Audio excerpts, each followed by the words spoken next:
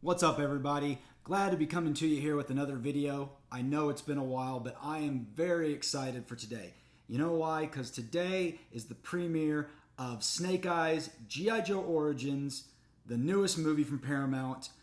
I know this movie has caused a lot of division in the fandom. Maybe not even so much for the fandom, but for just the casual viewer versus the hardcore G.I. Joe fan. I like to think I fall into the hardcore G.I. Joe fan, but I am going into this movie with an open mind.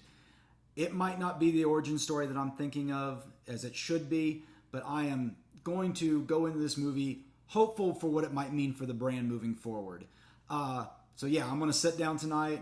I'm repping my Snake Eyes t-shirt. I'm going all in, baby. So for all of you that are here to talk about action figures with me, hear me discuss them, I've got some action figures we're going to talk about. I've got the star of Snake Eyes himself, Henry Golding. I've got the Baroness, and of course it wouldn't be complete without Storm Shadow. So this is going to be a 2-for-1 tonight. We're going to have a video on the figures, obviously, but I'm also going to do a brief review of the movie. I'll try not to be too spoiler heavy. I will certainly let you know before I go into spoiler territory, but I'm looking forward to this. I'm looking forward to talking about it with you guys, and stay tuned. I'll have a lot to say about it. Okay, everybody, welcome back. I just got back from viewing Snake Eyes G.I. Joe Origins, and before I get into the spoilers, I'm going to do a very high overview, but there will be spoilers, some spoilers. If you don't want to hear the spoilers, that's cool. I'll put a timestamp down in the comments so that you guys can skip ahead, watch the video on the review of the figures. But we're going to jump into about the movie, and we're going to do that in 3, 2, 1. You've been warned. Okay, we are jumping into the movie Snake Eyes G.I. Joe Origins, and I'm going to say it right now. I'm going to give this movie a big thumbs up. Now, before you come after me with the pitchforks and torches, call me a heretic, hear me out. This movie, just everything you know about Snake Eyes and Storm Shadow and his mythos, his origins, just put them away for a minute. Put them away. This is entirely new. I've said it before. This is not for the hardcore fans. It's not. Maybe it is. Maybe if you're more like my vein and you can open your mind to, alternate realities or multiverse like the Marvel Universe does, it is a really cool story. And the story is basically when Snake Eyes is a boy, his father is killed, and he wants vengeance. That's the whole premise of this movie, is vengeance and ultimately redemption. Like any movie that does a redemption angle starts out generally with the revenge part. So Snake Eyes is this kind of drifter guy. He's working in a fish packing place, which is actually a front for a Yakuza gang that is shipping weapons everywhere. And he's been taken in by them with the promise of they can find his father's killer. Storm Shadow is also part of this organization. Storm Shadow is a mole, and he gets found out by the Yakuza gang leader, and Snake Eyes, like you've seen in the trailer, is asked to kill him. And Snake Eyes doesn't do it. We learn later that was actually a ploy for Snake Eyes to get into the Arashikage clan. Snake Eyes spends a lot of this movie as a bad guy, which is a very interesting thing because we always think Snake Eyes is the man in black, but he's the good guy. Storm Shadow is the bad guy. But it's very interesting because 90% of the movie, Snake Eyes is a bad guy.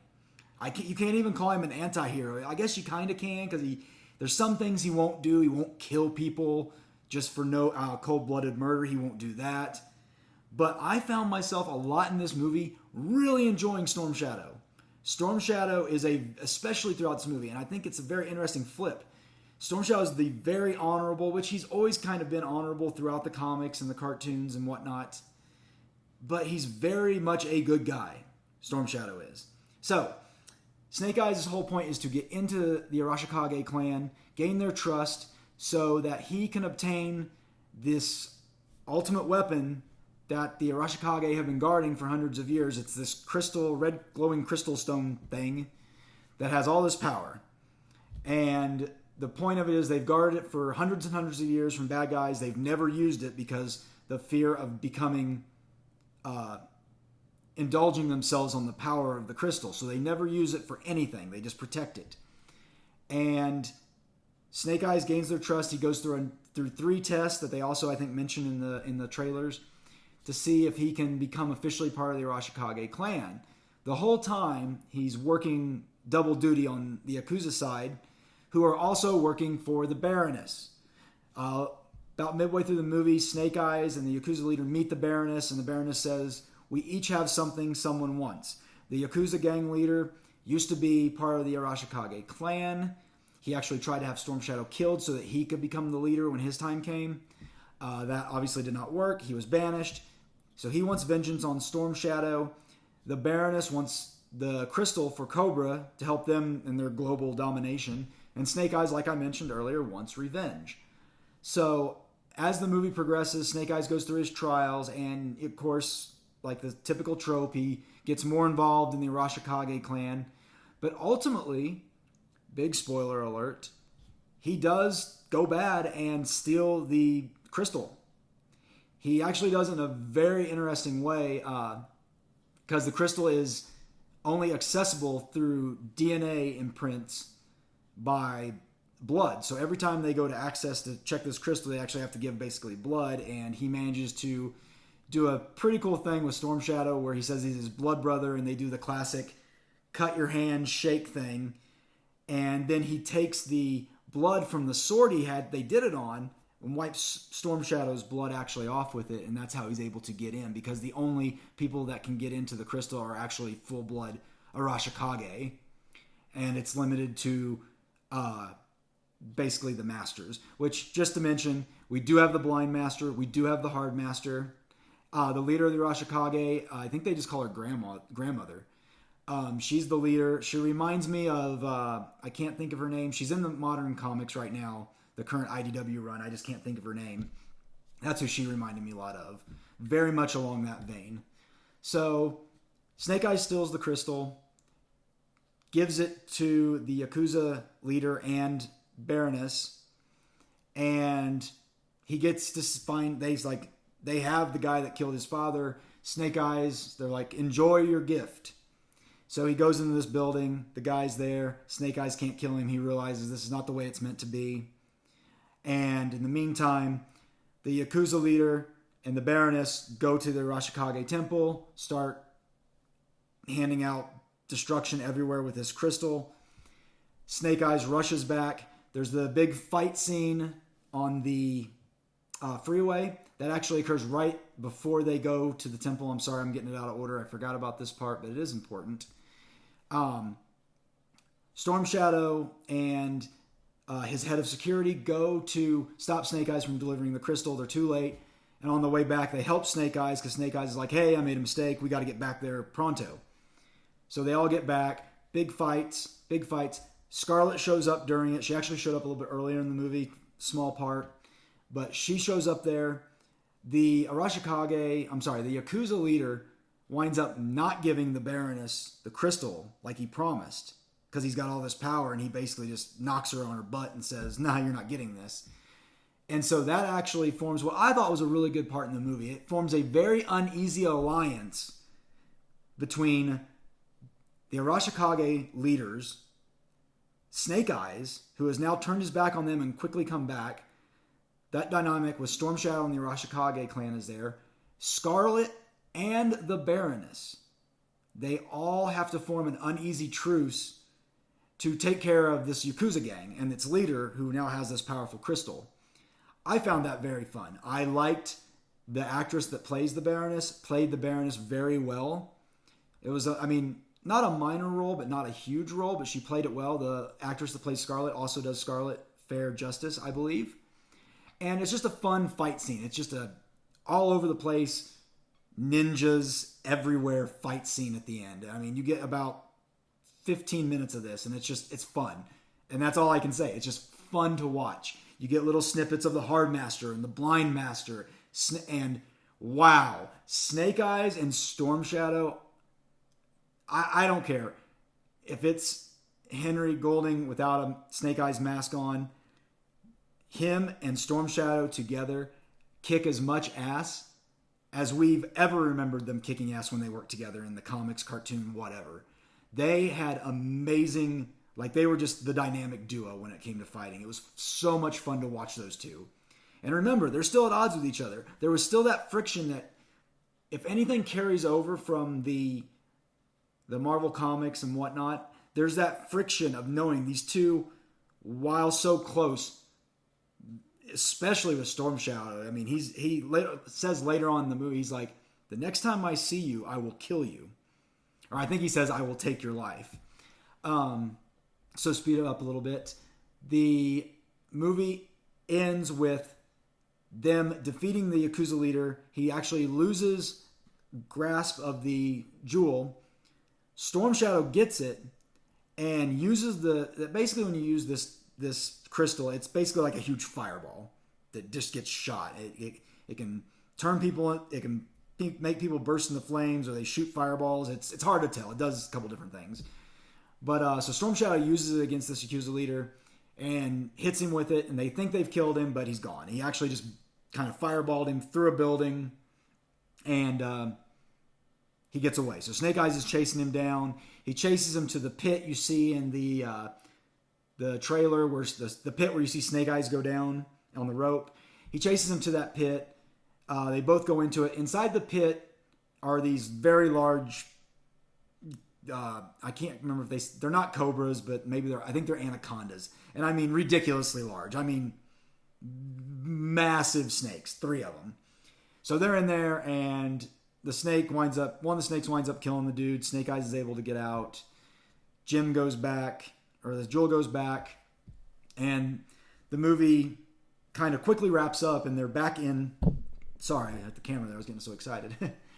The movie wraps with everyone in the dojo, with grandmother, the head of security, Tommy, and Blind Master and Hard Master and Snake Eyes. And they're just kind of briefly discussing, and grandmother says, I will be the last leader of the Arashikage clan. And much to Storm Shadow's dismay, I mean, he just loses it. He's like, I don't understand. I've given everything to this. You're taking my birthright from me. Why? And she says, it's because you used the stone. You're not supposed to use it. And of course, he's arguing and saying, I used it to protect the clan, not for my own intentions. And she said, it doesn't matter. We've always protected it. That is the rule. We do not use the stone no matter what. So Storm Shadow then says, I'm leaving. I'm done with this. He looks at Snake Eyes and says, I owed you my life, but the next time I see you, I will take yours. He has an Arashikage ring he wears. He takes that off, puts it at the doorstep, and leaves. Scarlet then meets up with Snake Eyes as he's packing up and leaving, and she says, hey, it's really hard to find good people. We would really like to consider you to be a Joe. And Snake Eyes like, I've got other things I need to do right now. And she's like, hey, my commanding officer, General Joe Colton, wanted me to give this to you. So she hands him a dossier, and inside of it is information on her father, who is actually a G.I. Joe. So they tied it up, put a pretty little bow on it, and basically said, you've got big shoes to fill, Snake Eyes, if you want to join our team, but we could really use you. Snake Eyes says, I'll think about it, but first I have to go get Tommy. And that's the point in the movie where you see, it cuts to what you see in the trailers. He's given the Snake Eyes suit. He does the thing where he taps the goggles and they go across and he takes off. And that's roll credits. Then about 30 seconds into the roll credits, they cut into another scene, and it's Storm Shadow on a private jet, just looking out the window all, upset. And stewardess comes up and says, can I get you a drink? And she has a bottle of, it's a bottle of Johnny Walker Black. For those that know me, I'm a Scotch guy, so I was like, oh, that's kind of neat. But anyway, so she sets it down, sets across from him, and it's the Baroness. So Storm Shadow pulls out a small knife, holds it up to her throat, and she says, I'm not here to kill you. you've lost an army. I can give you a better one. And she pours the drinks. She takes a drink of hers, and he's just sitting there kind of staring. And she's basically like, what do you say? And she says, what do you say, Tommy, or something like that. And he just looks up and says, Storm Shadow. Call me Storm Shadow. And then we cut right back into the end credits. So yeah, that's the movie. It was very good. Again, if you can just set aside the mythos that you know and that I know and that we love of G.I. Joe and allow this movie just to take place and have fun with it, it's a fun movie. Now, I will admit, you could literally unplug it even more and say, okay, it's not Snake Eyes, it's not Storm Shadow, it's somebody else.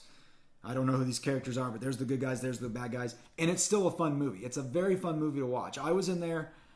I was surprised. I was in there, and everybody in my row of seats was probably at least 20 years older than me. I was very surprised. But then in front of me and behind me were some younger folks. And when it was over, it wasn't even a quarter full theater. I mean, it's a Thursday night, so I don't expect it to be too full. But, no whoops and yays, but nobody saying that sucked. I heard people as I was listening on the way out saying what they liked about the movie. I didn't hear anybody say they didn't like the movie. So that's promising. Again, this movie is not for the diehard G.I. Joe fans as much as we would like it to be. As much as some folks would scream, we need this movie to be perfect, and for us, it's not for us. It's for other people. It's to get new fans on board. But I liked it. It was a fun movie. And because it was a fun movie, I'm really going to enjoy opening these figures over here. But yeah, again, I'll give it a thumbs up. I'm going to go see it again with my wife this weekend, hopefully. She said she really wanted to see it. She was surprised that I said I liked it as much as I did, because I was like, it was a fun movie. It was fun to watch. But yeah, let's jump into some figures, because if nothing else, we like talking about G.I. Joe toys around here. So thanks for listening to me so far. If you want to listen to me some more, just hang loose and we'll get to the toys momentarily. Okay, guys, we are done talking about the movie, and we're going to jump into some toys, starting with the man, Henry Golding, right there. Snake Eyes. G.I. Joe Classified Series. Snake Eyes logo, Snake Eyes artwork, white background with the Arashikage symbol in the back. Comes packed with Morning Light, which is the sword mentioned in the movie, unmasked head, and 2 knives. So, let's see what we got. We got some cool artwork on the side of masked and unmasked Snake Eyes. Arashikage logo. Back clearly shows Snake Eyes, dragon motif, Snake Eyes logo. All your warnings, don't put it in your mouth, don't shove it up your nose. We've got our classified, what's basically consisting to be our new file cards.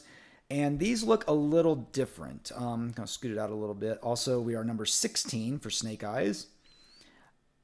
I seem to remember the other ones for the classified being different. There was like hash bars that would signify like what level you were. And these don't really have it. It just has I don't know. It's just different. It's not, they've already changed it on us. And I'm not 100% sure what each one of these logos are. I know you can go to like gijoe.com and pull it up very easily, but these are not the same as the normal classified series. Matter of fact, if you don't mind, I will reach over here. I've got a Beachhead figure we can compare against. So maybe they're closer to what I originally thought they were. I thought they were a lot different, and they went up the sides. At least that's how I remembered it. Maybe it was the Cobras. It built up the sides. Like the logo would get bigger, and it'd signify a 1 through 4. Anywho, just for comparison's sake, there you go. Back to Snake Eyes. The silent, not so silent hero of the current movie. Yeah, we're going to break him out of here real quick, and we're going to talk about him, because it was a very interesting movie, and he only wore this in the last part of the movie. Most of the time he was decked out in a more traditional ninja outfit. Very Ninja Gaiden for those in the video game world, or like video games. So pick this up at my local comic book shop, comic and hobby shop. That's why you see the sticker up here for $27.99. Support your local businesses, by the way. It really is local businesses that make the world go round. We don't need to buy everything from Amazon all the time. Okay, I'll get off my high horse and we will take Snake Eyes out of the package and give him a go. Okay, and here we have Snake Eyes. G.I. Joe Classified Figure Movie Edition. It's kind of hard to see him because, you know, he's coming in that all black. Rocking the Arashikage logo on his left bicep tricep area. Of course, he has all the standard articulation you've come to expect from a G.I. Joe figure. Joints are a little tight on him, but I mean, he can definitely get into some moves. Rocker ankle. Just kind of the normal stuff you expect. I mean, hinges. He's got the trigger finger. Suffers from, well, that's kind of surprising. It looks like it doesn't go up and down. It literally only swivels. Let me see. Maybe no. If you can see that, if I can get that to focus, it doesn't have a bend. No, these are just straight up. You can't actually rotate them. Oh, that's kind of sad. But yeah, there's the figure. Has this strap on that you can attach. You can see the hole. You have to match it up. And I will pull out real quick so you can see it. He's got a lot of gloss black, which is hard to make him show up on camera. Most of his body's gloss black with this matte black on the chest and on the legs, but the upper arms and lower legs kind of have more gloss on them. But let me stand him up there for a minute, if he'll stand for me, while I get his accessories, and we'll start with Morning Light. Morning Light was given to him in the movie by Storm Shadow. And it's pretty cool. Fits right in there like that. And you can see it's got a peg on it, and we just take that peg and goes right in there. I mean, nothing much to it. So yeah, he has Morning Light, and then he also comes with 2 knives, which I don't think he really uses in the movie. Certainly I don't remember these knives. They have a very interesting design on them. If I can get that to show up. I can't tell if that's supposed to be dragons or not. It's very hard to tell, but it's definitely on both of them. So yeah, you get 2 of them. 1, 2. But like I said, I don't really remember him using those in the movie. But yeah, he's a Snake Eyes figure. There's not a whole heck of a lot I can say about it. He's in black. Oh, I guess I should talk about this. Mr. Henry Golding's head as the alt head. Let's go ahead and snap that on there. We'll take the sword off momentarily. So yeah, it's on the ball joint. Other head just pops on with the greatest of ease. And there you go. You've got me popping his head off again. Let me try it behind the camera. Do not look behind the camera. Ah, there. That was much better. Just had to get a better grip. So yeah, he spends the majority of the movie looking like this. And that's fine. It's an origin story. He can look like this.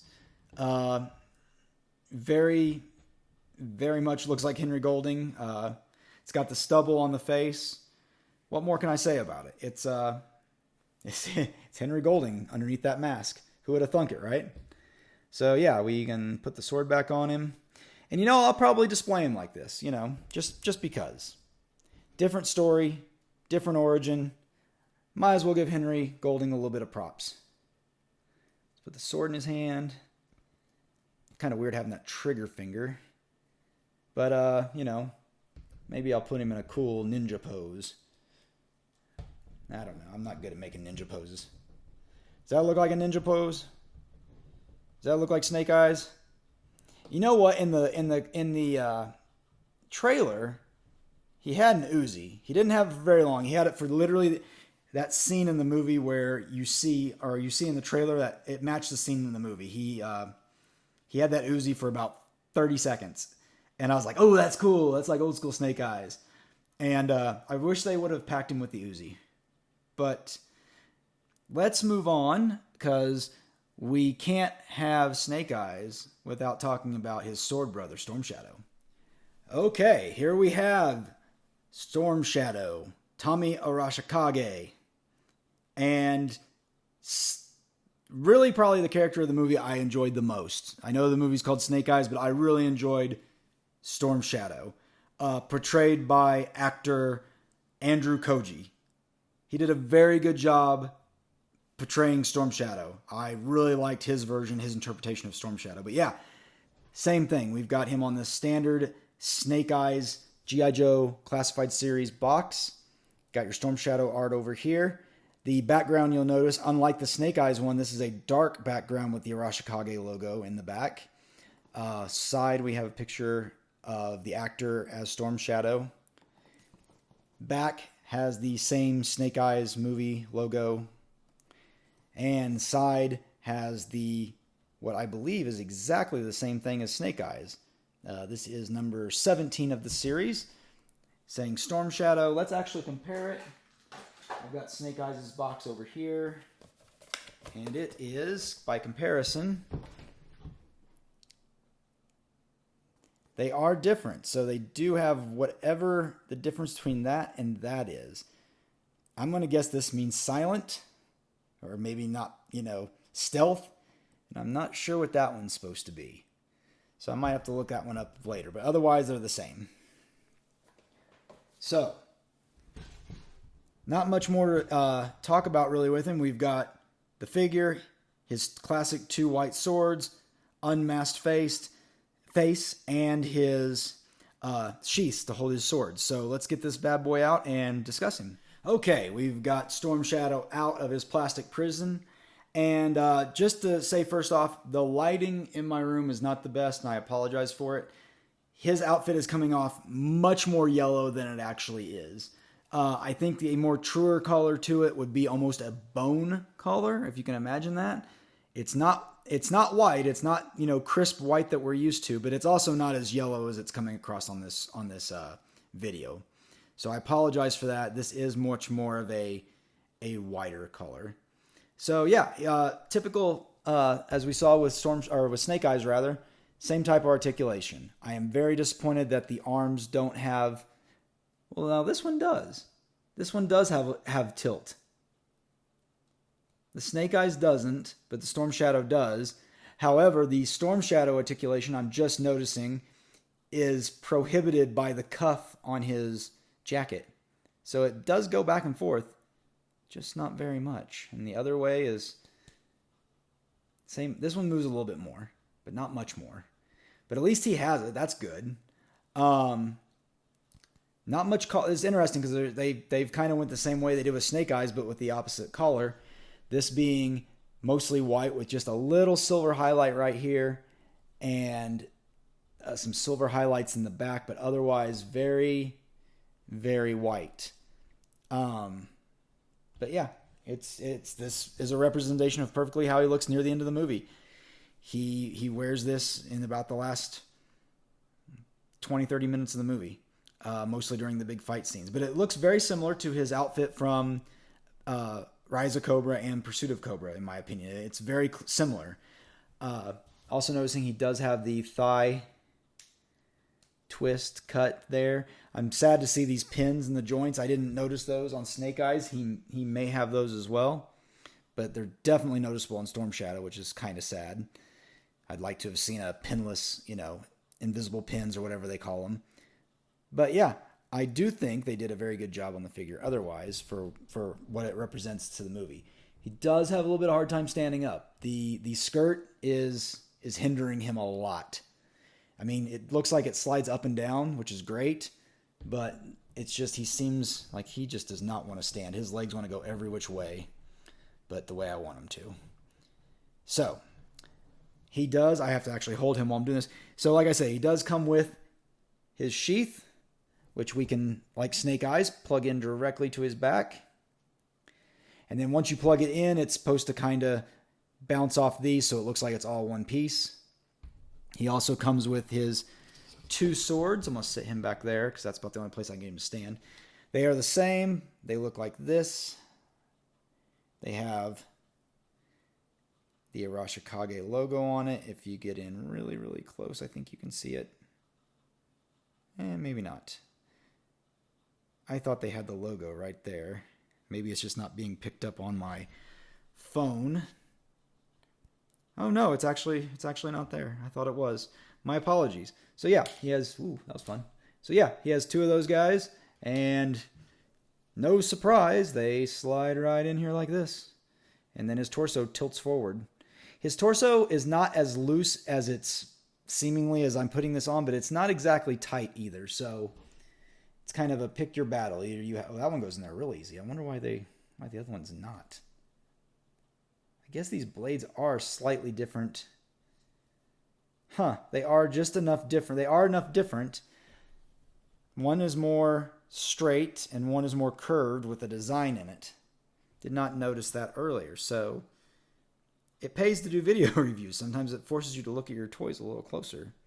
So yeah, and then finally, of course, you can take off his masthead to show that ball joint and put on actor Andrew Koji's head.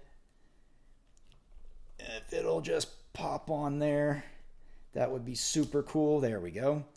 And there you go. A spitting image of the actor, including the scar on his face. We never really learn how that scar gets there. But yeah, there we go. Like I said, the number one thing I don't like about this figure is he does not want to stand. I don't know. He's got the rocker ankles. He's got double knees. I just can't. That knee right there is not wanting to bend very easily. It is not happy. So that's kind of a bummer. But the heck with it. I'm just going to hold him. But yeah, looks good. Doesn't stand too well. But we do have one more person to review, and that is the Baroness.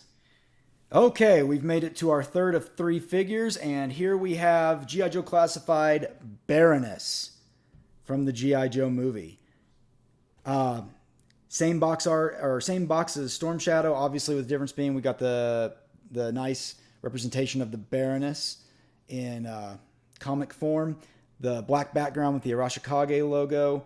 She comes with her, you can barely see it, but she does come with her sunglasses. 2 knives that I don't recall her using in the movie at all that seem to have cobra heads on them. We'll review those more in a moment. And her submachine gun. Snake Eyes logo, Baroness. Turn it over to the side. She's number 19. And here's what I was talking about earlier where I was saying you can see it looks like the cobra and you can see the lines which make up the hood but also represent the level of experience. So she would be, I believe, with the complete cobra, that's like the best level you can have versus this, which is like small arms or something to that effect, and she's just a 1 versus this one, which is I think a 3 because it's almost the entire Cobra logo. And then Disguise, I believe, is what this last one is, which she's a master of. So number 19, keep in uniform with the logo of the movie on the back, and of course another stylized representation of the Baroness. But let's go ahead and get her out of her plastic prison and continue this review. Okay, here we have Baroness. Very interesting figure. The one thing that immediately sticks out to me, and I'm sure sticks out to you, is the ginormous Cobra belt buckle. That's the only not black colored thing on her. I don't remember seeing that in the movie. I feel like if it was that bright, I would have noticed it, but I don't remember seeing it in the movie like that. I mean, it could have been there, but just kind of a black or something else. But I don't remember it being that big. And in this is Baroness in her, what we generally picture as her Baroness costume. She doesn't wear this until, again, about the last 15 to 30 minutes of the movie. Kind of during the last big battle. But yeah, does a very good job of depicting the actress that plays the Baroness. Ursula Cabero, I believe her name is. I hope I'm saying that right. She was an excellent Baroness in my opinion. She was very enjoyable to watch. She didn't have a lot of screen time, but when she did, she brought the what do I want to say? The ethos of the Baroness. Is that the right word? Somebody will correct me in the comments. But yeah, otherwise this is pretty spot on for what she wore at the end of the movie. It's very much. I did think it was interesting in the movie. They're kind of cheated with the figures. Another thing I noticed is she. If I can get this to show up a little better. Hasbro hid her. There we go. They made it a platform for the figure, but in the movie it is definitely about a 9-inch stiletto she's wearing. I cannot recall quickly a femme fatale wearing as high a heels as the actress playing the Baroness wore in this movie. They were quite tall, and so I think it's funny that Hasbro cheaped out. You can see where the heel's at, but they blackened in everything else to make it a platform. So that was kind of interesting. But yeah, so we got Baroness, and of course Baroness. Who would she be without her trademark glasses? So let's get those on her if I can do this. She's got two little parts in her hair, so they slide in fairly easily. And I think I got those about as well as I'm going to get them. Those are actually really nice glasses. Those are good. And they are screen accurate. That's pretty much the style they were in the movie. So like I mentioned, she can actually stand, and she has pinless. She's got pinless at the elbows, so that's nice. That's how Snake Eyes was, but not Storm Shadow. Not double though, so that's probably why. Not double. She has 360 motion, but they do not tilt. I do not believe. Sorry, I wasn't even in the camera. I was too busy looking at it. So they spin this way, but they do not tilt. So she suffers the same thing as Snake Eyes, but not Storm Shadow. Interesting, the design on these guys. That these must have been designed for a while, which I can believe with COVID and all that stuff. So she's got bend in the knee. She's got double bend if I can make it happen. There we go. Kick herself in the booty. And she can crunch her abs all day. Swivel at the waist. I am not doing a good job. I'm sorry.